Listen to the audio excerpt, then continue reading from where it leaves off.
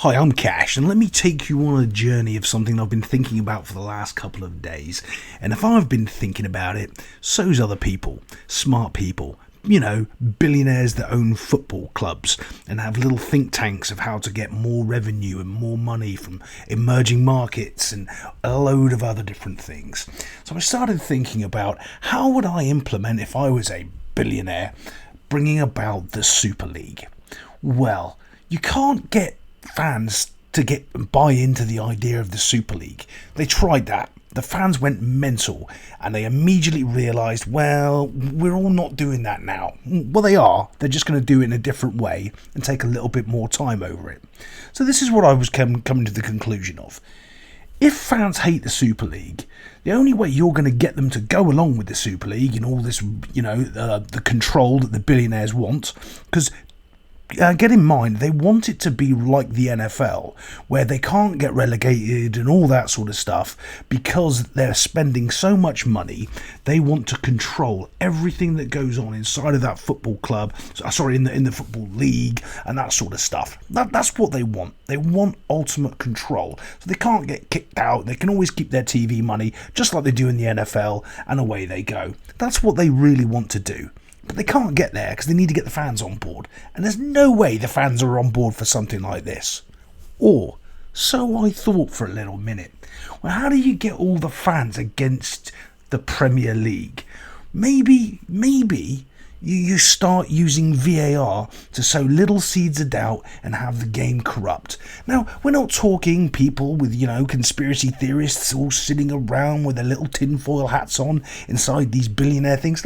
That's not exactly how it works, because it's simpler than that. It's easier than that. Say if you have a referee and he happens to work for the Saudi Arabia League, and the same thing, he also works for the Premier League.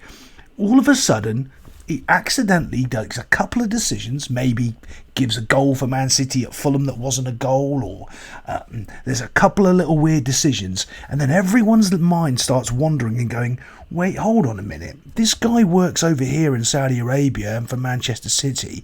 What's going on there? Probably nothing. But it all starts slowly creeping into the psyche of the fans. There's problems with the Premier League, there's problems with the referees, there's problems with the VAR, and all of a sudden the fans stop trusting it as much as they were last week. Now, they have that bad decision for their club, for their team. They get done by VAR. They score a goal that's a blatantly clear and obvious goal, but they call it offside. They have a goal scored on them that's clearly offside, and then they get that called a goal, and they start losing just total sort of confidence in the infrastructure of the Premier League. And you don't think much of it for the first year, but now it's the second year of VAR and it's getting worse. And we're not saying it's going to happen in the next 2, 3, 4 years, but in the next 5 or 6 years, it's slowly going to creep in. Well, is that the only way they're going to do it? No, it's not. The next thing you'll know is, or hear of, is, well, the Saudi League wants to put a wild card team in the Champions League. Well, is that happening? Yeah, they're actually, trying to make that happen so they can play in the Champions League from Saudi Arabia with what's called a wild card team. And they've been pushing the idea for about 2 years now, but slowly but surely they'll get their way. Slowly trying to get their claws into this Super League that they want. Well, what's the next step after that, you think? Maybe a club that's been breaking all the financial fair play rules, and they'll get a huge point deduction. Everton, that just happened. And maybe the other team, Manchester City, that's broken 100 more rules than them, well, actually, I think 115 more rules than them, doesn't get charged. Doesn't lose points, but all of a sudden, someone like Chelsea, and back in the day when Roman Abramovich owned the club, they'll suddenly get hit by a point deduction, and everyone will be going, well, what about Man City? And the Premier League will just keep on ignoring it, saying, we're doing that, but the hearing is next year. And then after that year, they're going to appeal. That'll take another year. And then that appeal might be 2 years. So 4 years down the line, we'll eventually get to what Man City broke the FFP rules back in 2016. or 17 or whenever it was. But that won't happen. But what it will happen is all the Everton fans and all the Chelsea fans will start yelling at the Premier League. Oh wait, they've already started doing that in games, saying how bad the Premier League is run, how awful the Premier League is run, and how dare they hit Everton with a 10-point fine and not Manchester City. Sowing more little deceptions and little digs in, trying to split the fan base against the Premier League. That'd be a smart way to slowly engineer the Super League. It's not like the money in the premise or in all of football is corrupt. It's not like that they'll just maybe buy the World Cup to go to Qatar, because we all know Qatar is one of the best footballing nations in the world that has a massive league and a massive fan base to have the World Cup in. They couldn't just place it in the middle of a season and shut the whole world down and say, no, we're going to play the World Cup over here because it's hot all the other times of the year and we have to go in the winter. There is no way money could make that happen. Couldn't be a thing. The next thing you'll hear is the World Cup will be in Saudi Arabia. Wait, wasn't it just next door in Qatar? Yeah, but it's not because of the money. It's because of the new Saudi league, and they don't have that because of the money. Promise you it's not corrupt. Promise you it's all for the best of the game. Trust us, bro. We know best. That's not going to happen either, is it?